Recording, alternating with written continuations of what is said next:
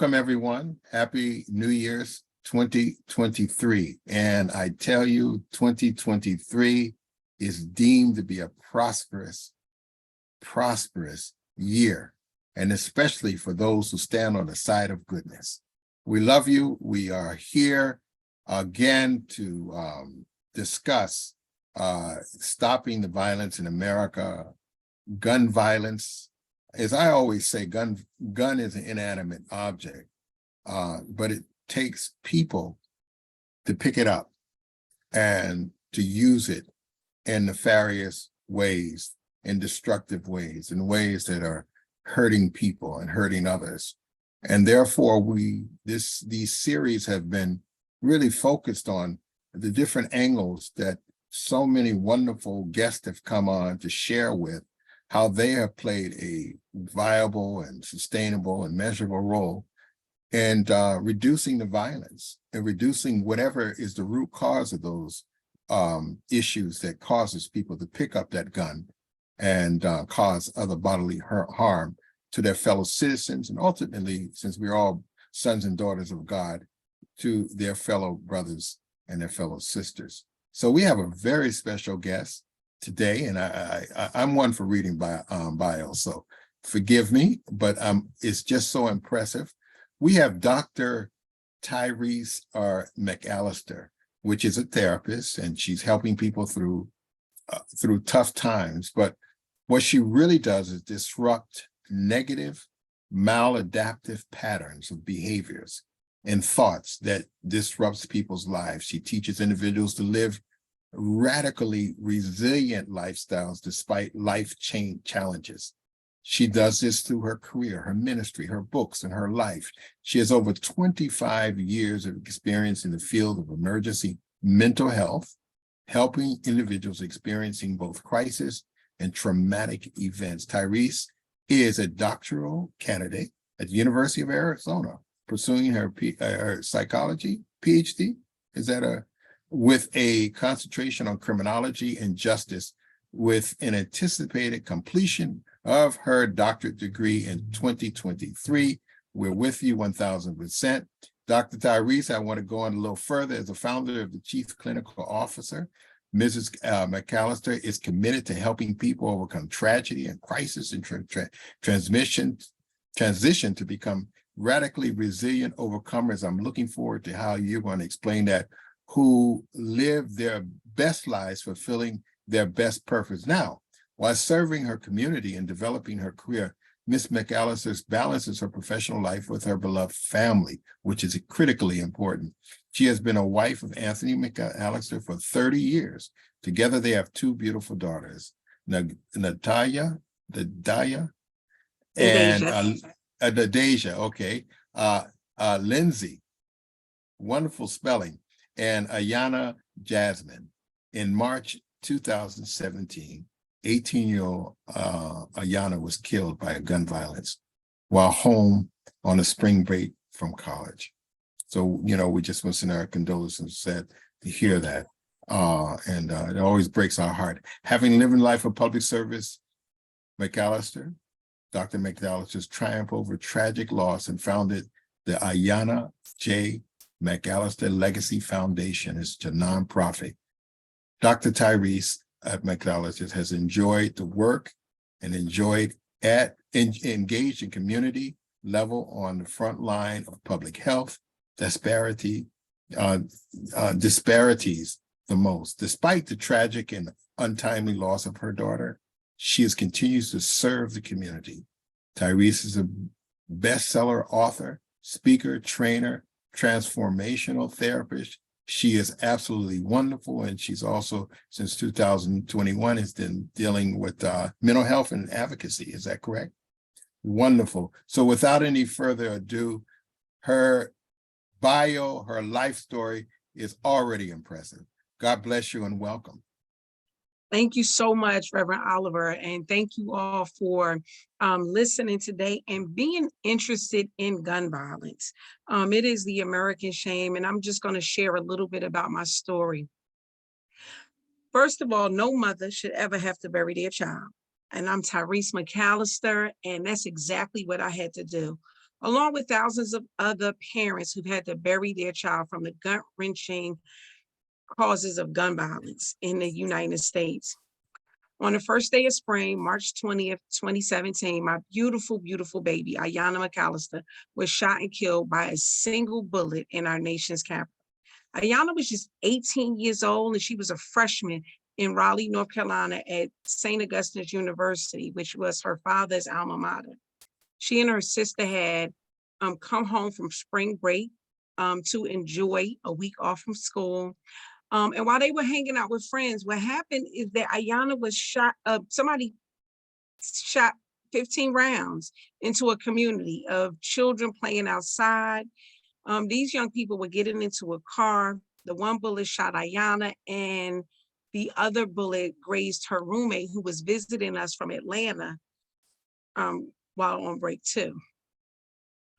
So I got a call from Deja, and I knew something was wrong. As soon as I picked up the phone, she yelled, "Mommy, Ayanna's been shot." Despite Deja being hysterical, I was comforted by a stranger who had taken the phone from Deja and explained that Ayanna was shot and that they were putting her in an ambulance and that she was conscious, talking, and appeared to be calm. While I know a gunshot is a very critical injury, I still felt like she's going to get through this. During the 15-minute drive to the hospital, it seemed like an hour. I just did not expect Ayanna to die. Ayanna was a tall, statuesque, beautiful girl. She had played basketball during high school and was in really good shape. More importantly, she was a good girl, a great person. She was kind, sweet, helpful, and very funny. She was a daughter any parent would be happy to have. When my husband and I arrived at the hospital, the surgeon let us know that Ayanna was in grave condition and that the next 24 hours would be critical. Now, Anthony and I had just celebrated our 25th wedding anniversary just a month before. We had our good days and we had our bad days, but our good days far outweighed our bad days. But nothing like this. My husband and I began to pray. We called a few family and friends. In less than 1 hour, the emergency room was filled with people who loved us and loved Ayanna. I just knew Ayanna was going to pull through this. I expected some difficult days ahead with recovering from the physical trauma of gun violence and the emotional trauma of being shot. But death is not anything that registered with me, even when the doctor said it. When we finally got to see Ayanna in ICU, she looked beautiful, as if she was only resting. I felt some relief because she had not looked like what she had been through. Monday evening turned into Tuesday morning, and Ayanna had been brought to the ICU with her torso still open because she had another surgery to endure. She had gone through a few cardiac arrests, lost lots of blood, and her blood pressure would not regulate. She needed to rest to prepare her for this next surgery. Anthony and I stayed with her. We prayed over her and keyed up our playlist of gospel songs to get us all through this. When my daughters were little, we had a secret handshake. I would squeeze their hands 3 times, and it indicated, "I love you." And they would respond by squeezing my hand 4 times, which meant, "I loved you more." So while Ayanna laid in that hospital bed, I squeezed her hands my usual 3 times, but Ayanna did not squeeze my hand back. She just didn't. I knew Ayanna loved me, and I knew she was loved and adored. I did everything that I could think of to get her through this terrible event. The truth of the matter is I was powerless and I was helpless. And eventually my baby slipped away. The hardest thing that I've ever had to deal with is losing her. No mother should have to bury a child. It's out of the natural order of life. You know what else is out of order? Gun violence is out of order. Gun violence in America is out of order. The United States continues to witness another year of record gun violence. The United States experiencing domestic and international scrutiny of loose gun laws when compared with other countries. Despite worldwide awareness, not enough pressure is applied to legislators to impose meaningful gun laws that will truly reform our communities. Gun violence is not new, and neither is the rage over gun violence, as we have all bore witness to the indignation for decades amid school and mass shootings, church shootings, and everyday senseless gun violence. Both gun ownership and gun homicides rates in the United States compared to rates of other advanced democracies are outrageous. When mass shootings occur in Australia, Canada, and the UK, their government acted promptly and swiftly, tightening and improving gun laws with good results. Other countries have experienced some success, but the United States Congress has failed in creating and passing gun legislation in the wake of school shootings, church massacres, nightclub assaults, and the daily gun violence we experience on American streets and in the communities where people work and play. 2021 ended with the highest gun violence in US history, with a record of 45,000 Americans being killed. I do believe 2022 has surpassed that. The numbers are just not in yet. And we're on track to continue and increase. The US is only 5% of the world's population, but represent half of the world's civilian-owned guns, ranking #1 in firearms per capita.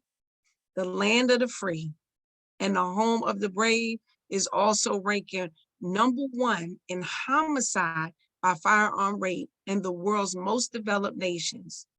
Gun violence is an American shame.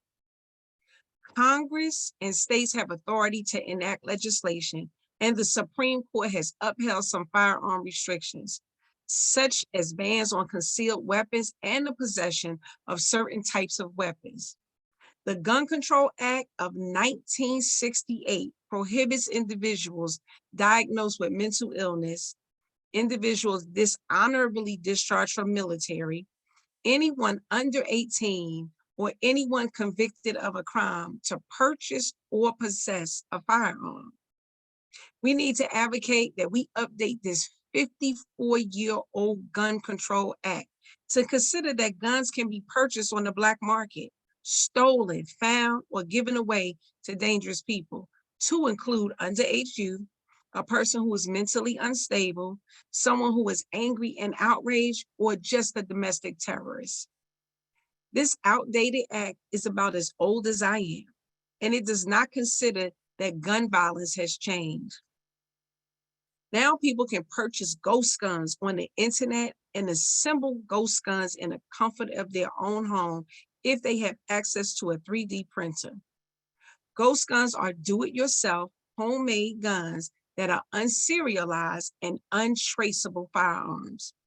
Ghost guns are the fastest growing gun safety problem facing the US. Ghost guns can be made fully functional in less than 1 hour with no technical knowledge or skill, and they retail for similar to what fully assembled guns retail for. Ghost guns are on the rise and are related to criminal enterprises, gun trafficking rings, and far-right extremists. Every time a mass shooting occurs, the politicians on both sides of the aisle offer thoughts and prayers. Well, thoughts and prayers are not enough. President Biden has called for states to make laws against ghost guns.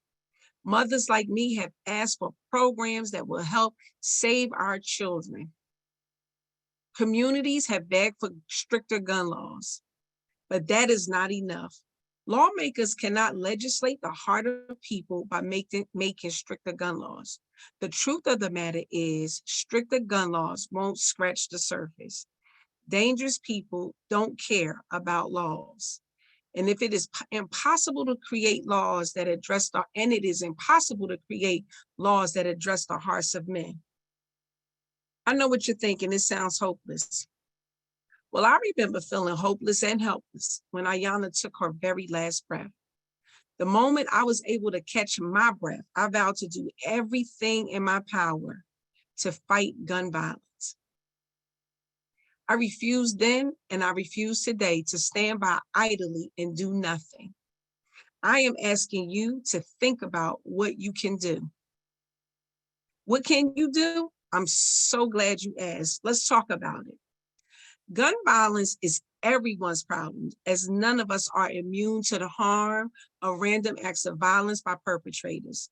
The number of injuries from gun violence outweigh gun violence homicides. We require a bipartisan response to create safe neighborhoods. Community safety is a human right that both Democrat and Republican and independent should be able to get behind. Here are some of the ideas that I had. Most people have a smartphone. And if we can make a phone smart, we certainly should be able to make a gun smart. Special technology can be used, rendering guns useless if the owner is not behind it. We can leverage technology in this gun violence space to be able to locate guns that are stolen and not in the owner's possession. We should support law enforcement officers to get guns off the street instead of creating laws that protect violent people who have been shown to be dangerous. We need more accountability from gun store owners who sell illegal guns to people who are not licensed and gun manufacturers. We should also support livable wages to improve impoverished community where gun violence flourishes that have demonstrated to be more violent and disenfranchised. We must keep communities safe so that the average citizen does not feel the need to have a gun to protect themselves. Other countries do it, so we know that it can be done. I say again, no mother should have to bury a child, but no mother should have to visit their child in prison either. We all lose when people are slaughtered on the street and go into prison. The gun violence does not only deteriorate our community, the trauma of everyday gun violence, school shootings, and random mass shootings has taken a toll on our mental health. I've worked in emergency mental health approximately 30 years, and I can attest that the depression that we see in young people because they have lost multiple friends is off the charts. The anxiety that young people feel from active shooter drills and watching violence on social media is off the charts.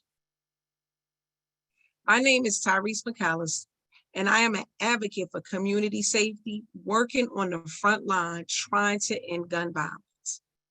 Again, no mother should have to bury their child nor visit their child in prison. But gun violence is not just a problem for the surviving parent. Gun violence is everyone's problem.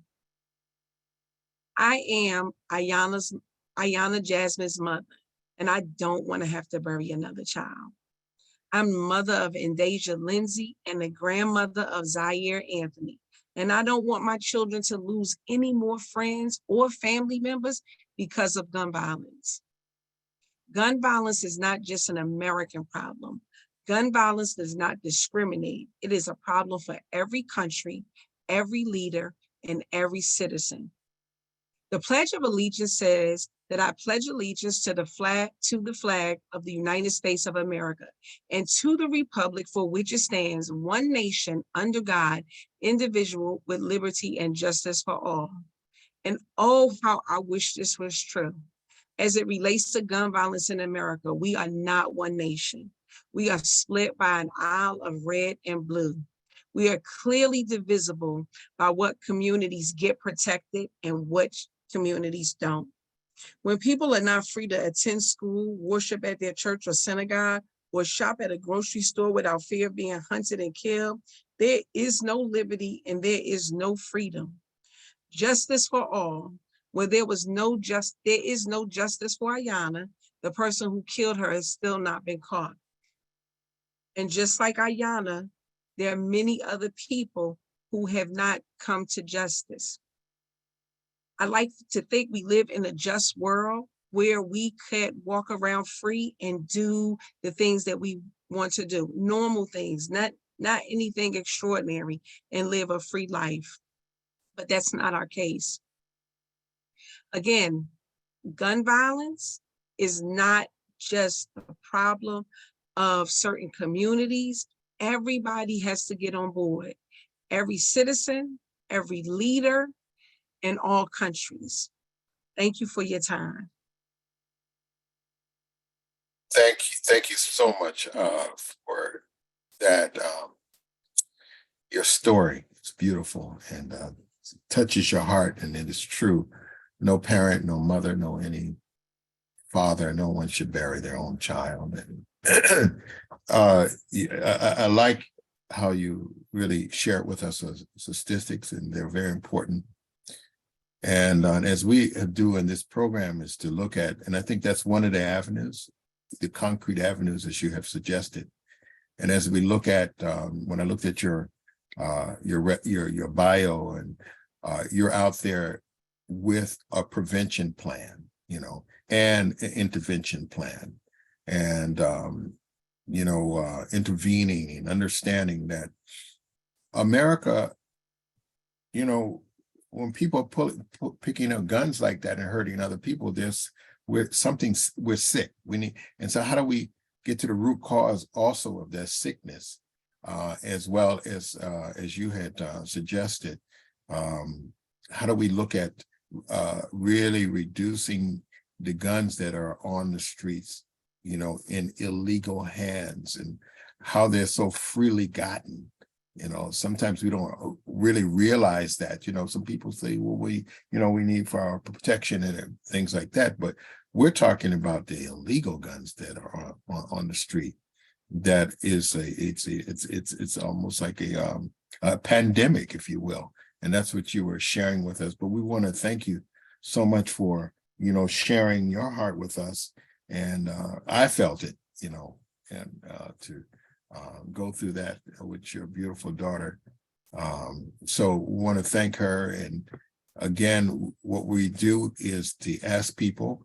I don't know, sometimes I introduce people, and I just want to let everyone who is new here, my name is Reverend Zachary Oliver. I'm the Vice President of UPF. Also do other programs like Moral Black Leadership Foundation.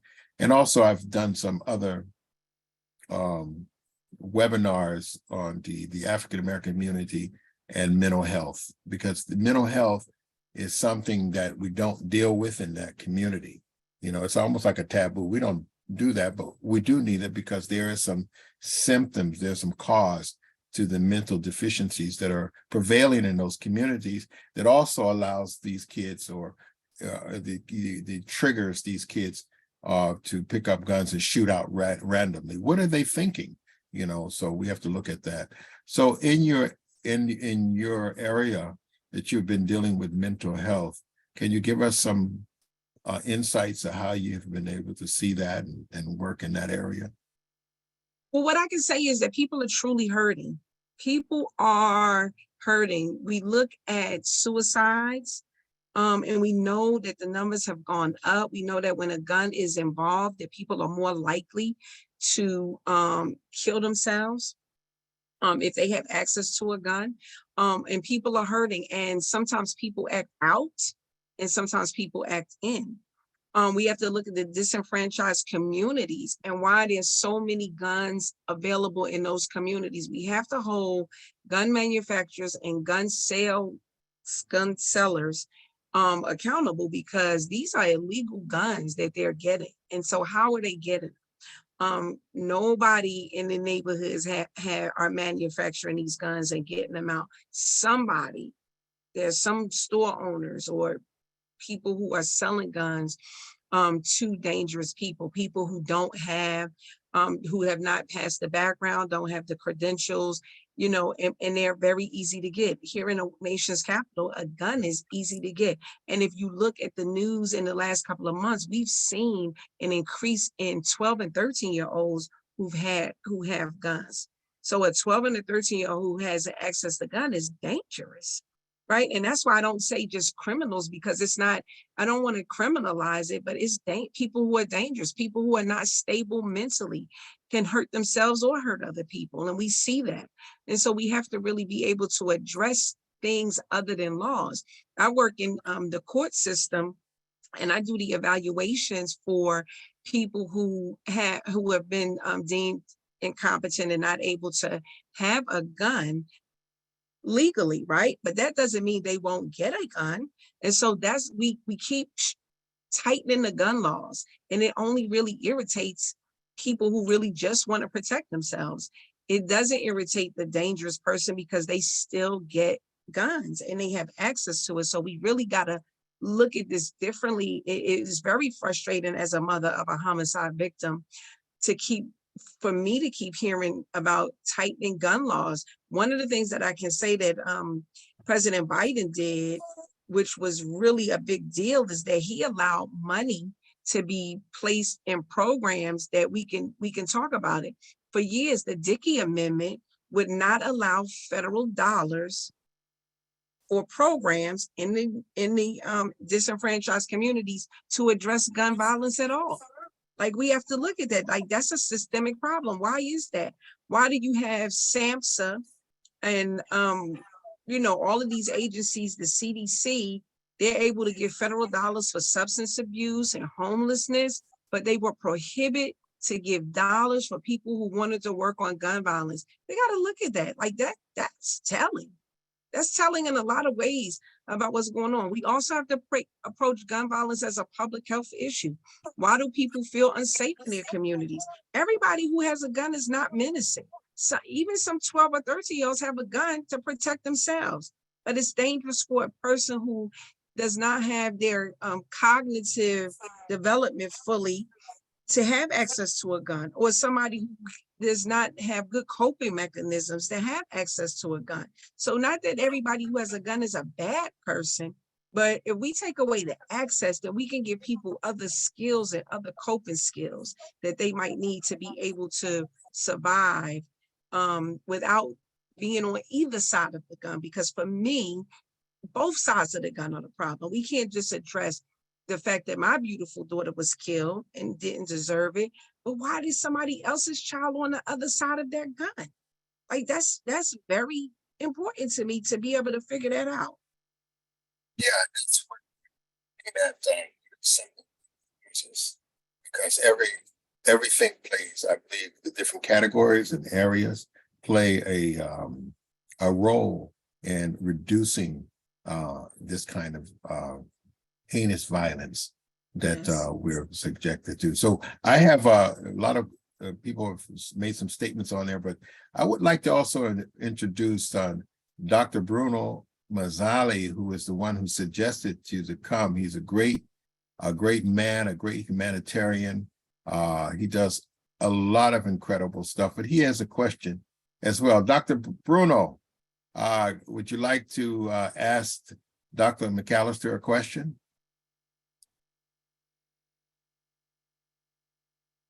Can you unmute yourself? Oh, there. Can you hear me? We can hear you. No, you unmute again, doctor.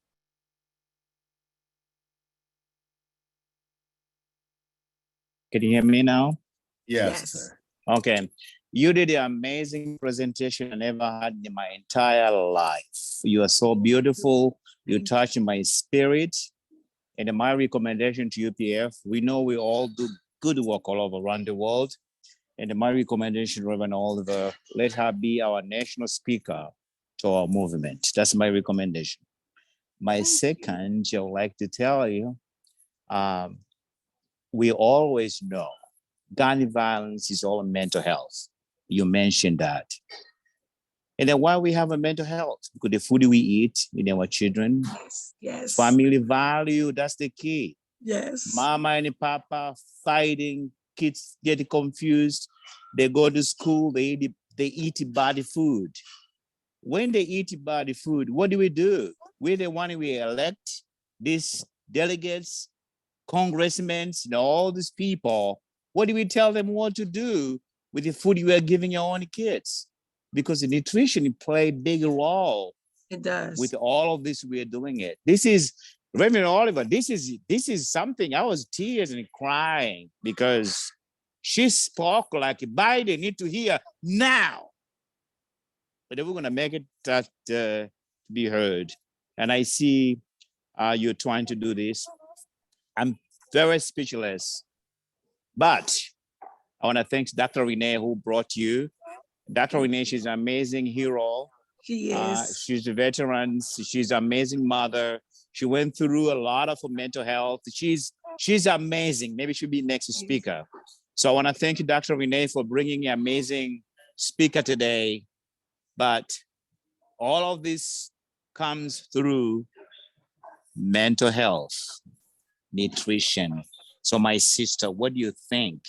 If I ask you the question today, what will you tell the governor, Westmore, to do with the mental health in the prestigious county or all over United States right now, if you have that opportunity? What I would like to tell them is that they have to sit down and listen to the people that are being affected and listen to what we say. Why that is hard is because we don't vote like we need to vote, right? So like I need to hold the elected officials accountable, right? To put programs in place that keep our children safe, to support police officers who can get through the guns. But the truth of the matter is people who are criminals have more rights than the people who don't, right? They have a lot of rights and we have to do a lot of things. And that's not necessarily fair to be able to bring people to justice. It's very frustrating for the police oftentimes. And so I don't want to criminalize it because not everybody who has a gun is trying to menace, but we got to figure out how to remove the access to guns. The access is really the problem, right? The other things are treatable. If somebody was fighting, we can recover from a fight, right? Like you don't have good coping mechanisms. You don't know how to negotiate or to resolve a conflict. We can get through that if you don't have a gun. The gun kind of changes the game, right? So we got to really get them to work with these or arrest, put them in jail, the gun owners, the gun manufacturers, make them pay, start making them pay for funerals. And when somebody gets caught with their weapon, that they, instead of taxpayers paying the cost, that the gun manufacturers pay the cost. They'll change their tune if we hit them in the pocketbook. Thank you. That's correct. That's a good point. I would like to ask two questions. Actually, one woman, historically, she was in bed and striking a match. How the thing flings, and it went on her house, burned her. She sued the match company and won. So I understand that particular point. One of the things I would like to ask you, thank you, Dr. Mazzali Bruno, for your comments. Each community in America is an intercultural, interracial, international community of people, which is the best of America. But each one has their different nuances of how they are affected and how they react to their cultural diversity. Using bathroom, causes this lady, her daughter was shot. Mental health. Bruno, if you can mute toward mental health. How do you see the area of historical traumas that has been passed down that probably is another kind of a trigger, if you will, to causing violence? It definitely is. We have everything that we've experienced historically. We gotta be able to talk about it. We gotta be able to own it. We gotta be able to, understand it. Let's take police brutality. I am ashamed to admit that when I moved to Washington, D.C., 30 years ago was around the time that Rodney King was being beaten by the police. And I really couldn't understand for the life of me why everybody was in such an uproar. And people were I had been seeing that all my life. Police beat, citizens who were running away, stealing cars, and they would get them. And I'm not saying that that's right. What I'm saying is that culturally, I had been raised in an area where that was normal, right? And my husband, who's from the South, he said he couldn't believe that that was normal for me, but it really was. And so a lot of times the gun violence is normal for people, right? My dad went to jail. My daddy's daddy went to jail. They had guns, that. And then we have to look at like racism. Like, why do I go to my school and my school is subpar? But I go to Fairfax County and it looks like a college campus, right? The children in Alexandria, Virginia get computers at the beginning of their freshman year. But Luke High School don't get that, right? Like, so we got to look at like geographically too, that there's some systems in place that are real and that we feel them, right? Like we feel them. And food deserts. Why is there a food desert? Why, if people can only get to a 7-Eleven to grocery shop? Like Dr. Mazzali said, like the nutrition is a big part of it. Children get diagnosed with ADHD, right? Just put them on some medication. So you have kids that are thrown into medication. They're not really truly evaluated and treated. And so then they grow up either med seeking or rejecting anything mental health because of how they were treated. It's just so, when I say, if we start peeling back the layers of what we got to do to get our communities to be safe, it's going to take a while. However, we got to start doing, right? Like we got to start peeling back the layers. And I feel like that's why this is what Chief Lanier used to say, all hands on deck. Like we need everybody involved. And I, even having a nonprofit myself, I'm always disappointed that the same people support us, no new people, and that the events aren't sold out or everybody's coming to help. When you turn on the news and people are getting killed every day. This morning I heard today is the 4th of January. 12 people have been shot in DC. Like, that is crazy, right? Like, how do you not support any gun violence initiative? It doesn't have to be mine, but any gun violence initiative. And I've gone to other people's gun violence initiative and they're just not well attended. This is everybody's problem. This is not just if you live in this neighborhood, right? Like my daughter, this is the other thing. And I'll admit, I'm embarrassed to say that I was under illusion. I got married at 23. I didn't have kids till I was till like 27 or 28. My husband and I have careers. We're college educated. I'm still being educated. We go to church as a family. We live in a single family home. We don't fight. No domestic violence here. I was never expecting my child to be a part of something like this. My daughter had never even had a fight. And so it's disturbing because we used to think it was like a certain type of person. But my daughter was minding her business, hanging out with friends, and she should have never been shot. And the other issue too, not just my child, but when this person decided to shoot into this neighborhood, my oldest daughter said there were children riding their bikes. It's the first day of spring. It's warm outside. The babies are riding their bikes. Anybody could have gotten shot. So when I say we have to peel back, it's so many layers we have to peel back. But if everybody is involved, we can get it done. And we need to get it done. My daughter, before my daughters finished high school, they had been to 5 funerals of homicide victims. That's traumatizing. And I like what you said, all hands on board, on deck. We've had police officers here, law enforcement. We have, people who deal with mental health, yourself, advocacies, and I think all hands needs to be on deck. And dealing with how do we, get those guns off to the street, looking at what is the best practices of Canada or those places that you said that have done well at reducing the guns in on the streets, the physical gun in itself. I would like to ask. I want that. That's the beauty of it to me. Like, sometimes people are starting from ground zero, right? Like there's no formula, there's nothing that's been done before, and they got to figure it out, right? Like, but other countries have done this, they're doing it.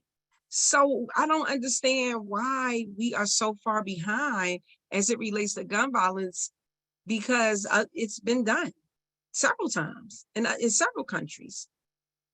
That's something to really look at and to explore. I'm going to read up on that and see why. And that's something we have to keep, as you are doing, becoming an advocate. I would like to, there's a lot of things that people say, so I'm not going to read everything. I want people to come on. First, I'd like to want to thank Dr. Renee Allen for, introducing Dr. Mazzali, Bruno Mazzali, for you to be on. It's just been great. So if she would like to say a couple of words, we would love to hear from her as well. I hate to put you on Thank you spot. so much. Well, thank you. I'm unable to take my picture off for some reason. I've come into the Zoom twice to do so, so please forgive me for not coming on live. I just want to say this is a great platform. Pastor Oliver, Dr. Mazzali, and all of these great people. I'm reading the meeting chats, and I'm so excited about this because I have watched Dr. McAllister for years. 5 years ago, I was her MC at her first event. And she is not the one who's taken this lightly or having a pity party. I mean, I don't know if anyone else has lost a child on this Zoom. I have not, thank you, Jesus. But she is not at home crying about it. She is out here trying to keep our children safe, each and every one of us, Black, white, or otherwise. And I'm just very proud of her. And thank you for giving her this opportunity. God bless all of you. Thank you. Yeah, thank you for those great words. Yeah, I was thinking about you when you were talking. I was thinking about the power we're talking about. This is all the women's era, right? So the power of a woman, once she dries her eyes and then put that rod in her back, that's all she wrote. You know, it's like a pit bull. I'm going to get it and we're going to get it done. So I can see it in you. God bless you. And thank you so much for that. You. Anyone else would like just to come on and say, I don't want to read everything. Oh, my dear illustrious brother, Reverend Darrell Franklin, you wanted to say a word? Thank you so much. Dr. McAllister, thank you so much for your incredible insights in which you have just provided to all of us. And I am also so deeply proud of you. I honor you, and I am so proud the way you have turned a deep tragedy and a loss, and how you have used that as a heavenly motivation. And I can only imagine your beautiful, precious daughter in heaven just saying, "You go, mama." And I'm telling you, you are becoming, through her spirit, you are becoming a national treasure. And you are bringing light. Every single thing that you said, you are bringing light towards helping to destroy the dysfunctional attempts to address this issue by our public officials, because they're sidestepping the problem. Yeah. You just nailed it. You just nailed all the circumstances that are creating this toxic environment where our fellow brothers and sisters have to deal with this trauma. Yeah.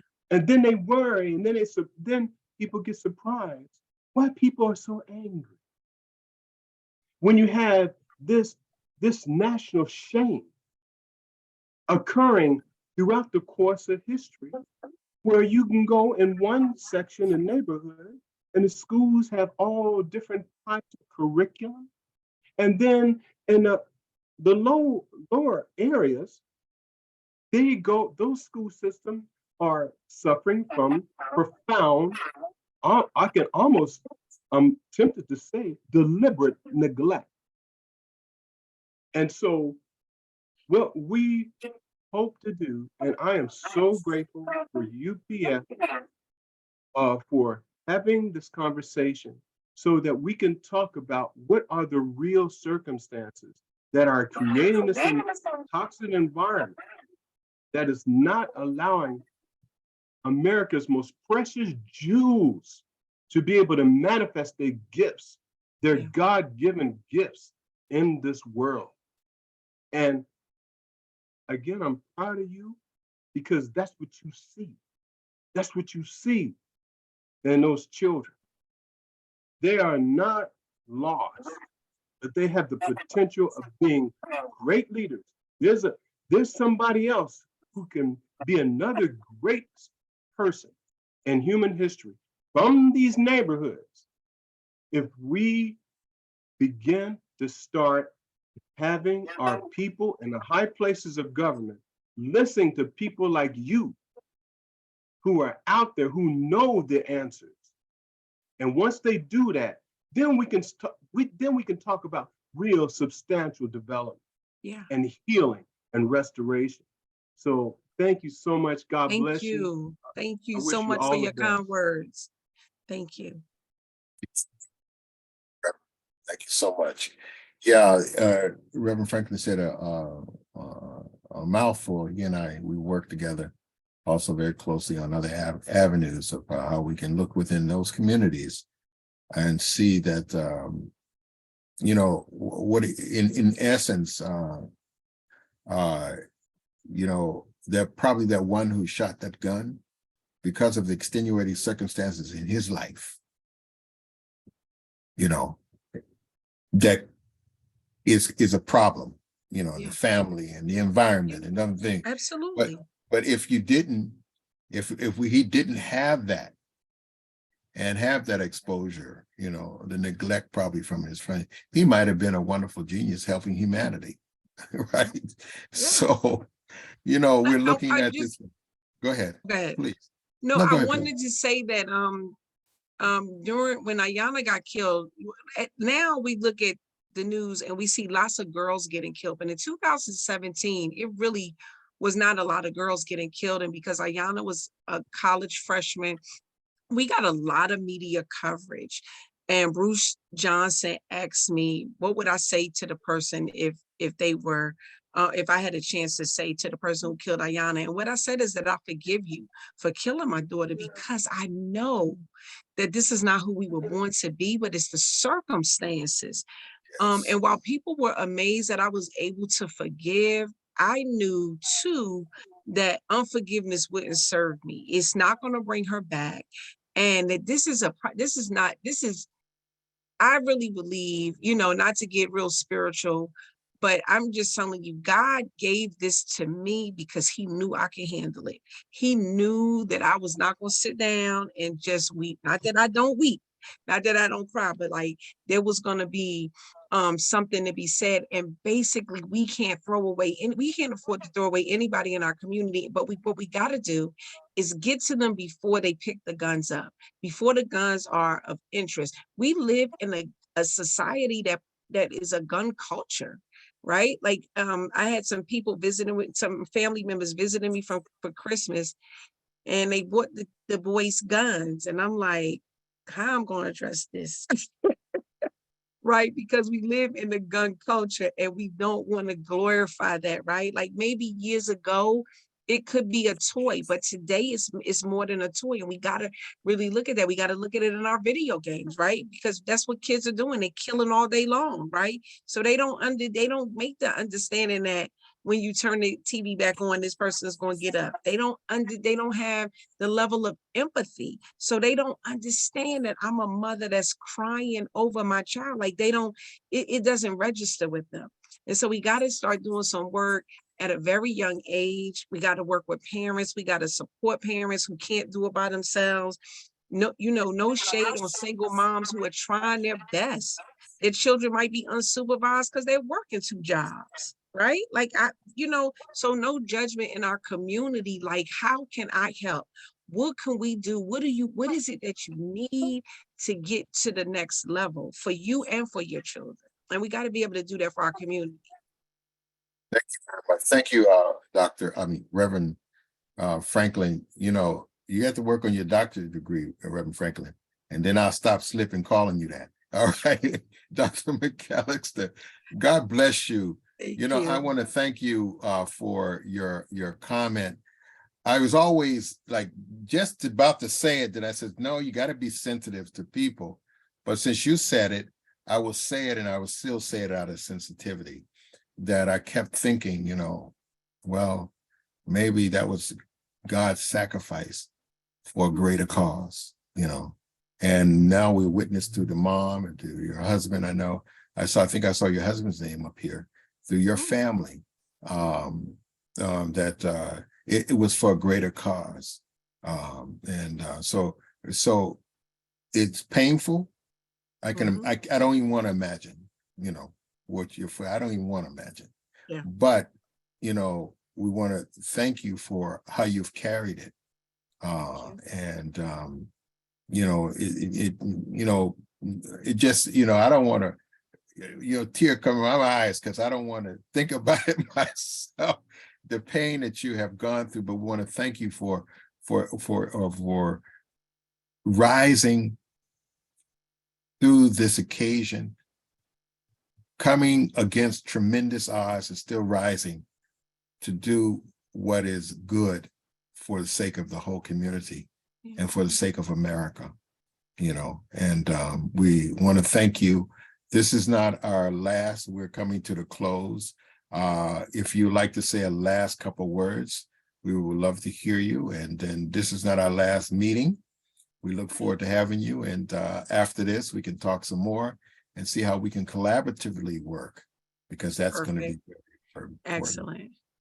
I just want to thank everybody for their time and attention to this. Like I said, I've been very disappointed with the general population's response to gun violence when it's such a major issue. So you all being here today, listening to this live stream, means the world to me and my family. And thank you. And just to encourage you, please do what you can. It doesn't have to be my foundation, but any organization that is pouring into children and communities and trying to help keep us all safe. Because, you know, I do work there. I want children to be safe, but I want to be safe too. And I want each of you to be safe. I don't want you in the grocery store and getting killed, or you in your church having to worry about, can't worship because you're worried about somebody coming in. So just thank you again for your time, and I appreciate it. Reverend Oliver, before we go, I really do appreciate if I can hear from my beloved sister, Dr. Mandalene, and she's there, quiet. She's the best speaker in the world. I cannot even let her go for 2020, 30 without her voice. For the summarization of all this, I mean, me and how we talk about this mental health. Hello, if you don't mind, Dr. Oliver. This is just 2 minutes. Dr. Madeline is one of the core persons on this. I always call her for her comment. I didn't know she was up there, but you know what? Welcome, Dr. Alexander. Love to hear your comment in the closing of this program. Correct. Thank you. Thank you, Dr. Mazzali. I appreciate it. That's my sister from another mister. Boom. God bless. God And then bless. we're gonna hear Thank you, more from Reverend Dr. Oliver, for Renee. We're gonna hear more and openly more. sharing your platform. Dr. Mazalis, thank you. Miss Tyreese McAllister, Yes. God bless you, God bless you, God bless you for your strength, for your continual encouragement. You know, you have given a tremendous sacrifice. However, God has replenished your strength that you could move on to save much people alive. Your presentation was awesome for you to be able to speak for your heart and pour into us and share your story with us is greatly appreciated. As we talk about gun violence, we know that there are answers. We just have to go through the process to get to the right people to change what's going on now. This thing is bigger than us individually, but if we all come together collectively, change will come. So for all of those sacrifices, it's just like you said, you spoke very well and very clearly. Not only my daughter, but other young people that have been taken before their time. Not only those have been taken, but those that are behind the gun. They're taken away from their families, and their families are affected as well. So when we come together as a community, as a whole, we got to look at both sides. You spoke very eloquently when you said these kids are not even mentally capable of making these type of decisions. So how are they getting these guns? Hmm. And that's the thing that we have to address. That's what we have to look at. Your point to make gun makers accountable, that's where it starts, that accountability. Because when you think about the underserved community, they can't get food, but they can get a gun. That, There goes to that food desert thing, huh? yeah, you know what? So how is this Yes. happening? So systemically, there is something going on behind the scenes that we're aware of and no one wants to speak on. You made it very clear. Unless the gun owner's fingerprint is on that gun, that trigger should not be able to be released. It's just that simple. So how technical do they really want to get? How gun safety do they really want to be? We're not talking about the people that have bought their guns and use them for protection and have the wherewithal, the mind, the control, the maturity, the gun safety that goes along with selling the gun. We're not talking about that population. We're talking about the population that are getting these guns and using them maliciously without any thought. There was I think she was 10 years old. She was in her house in the bed. Someone shot up the house, shot her in the arm. This is no longer acceptable. It's unacceptable. So I thank you so much for sharing your story. I thank you for being willing to be the voice in your community. And a lot of times we wonder why people don't support us. Chances are they won't get it until it happened to them. And by no means am I speaking anything upon anyone. But a lot of times, if we're not affected personally, we have lack of understanding. But if we can have compassion and empathy, we can look for at those have been through the process and support them. So I pray that God will send increase, that all your needs will be met as you continue this journey. And sister, please let your voice continue to be heard. God bless you all. Thank you. Bless you. Thank you so much, Dr. McAllister. Dr. Alexander and I have been collaborating on how we can bring the best practices together and the so we don't have to reinvent the wheel, because you don't have to. I think you even use that analogy and what you shared. So we look forward to talking with you afterwards. We want to thank everyone for always coming on. And if you have any friends that you would like to speak, but also like to hear, please come on. We're every week, every Wednesday from 2 to 3, we're on and we're addressing this issue. And we're not just going to address it, to edify you about what's going on, but from the perspective of how we can become a catalyst in some respects to play a role in reducing the crime stemming from gun violence. God bless you. I want to thank everyone for coming on again. Dr. McAllister, you were great. We want to thank you so much for coming on. You touched all of our hearts. Yes, she does. Yes, Thank yes. you. God bless you. She does she touched the world, Baba. Yeah. Baba, Yes. she's a superstar. Come on now. Yes. This woman, the whole world, Olive, I'm telling you, we have to make sure this message go viral. And each and all of us who are listening today, UPF, we are a big organization. We are bringing 500 people all over around the world. We talk about the family value. There's no any value if somebody killing somebody. Baba, Right. you know what to do. She is our speaker for the world. Bruno, thank you so much, bro. Actually, we're live, so we have, I don't know how many people are watching live. Got We you. will absolutely, God bless you, Bruno. Thank you, Dr. Mazzali. Thank you so much. God bless you, Yes. everyone. Thank you. See God you bless next. you all. Yeah, thank you. Thank you, Dr. Alexander. Always No do a great problem. job. God bless. Thank you all. Peace and blessings. Thank you. Thank you. Thank Yeah, you. that's very Thanks, good. everyone. So Thank good. you, Dr. McAllister. Thank you. God bless Thank you. God you, bless Miss you, everyone. Oliver. Thank you, Bye. Leslie. Thank you, Yeah. everyone. Hey, thank you. Thank you. Thank you. Thank you, Reverend. God bless. Thank you so much. Bye-bye, everybody. Okay, bye-bye. Bye.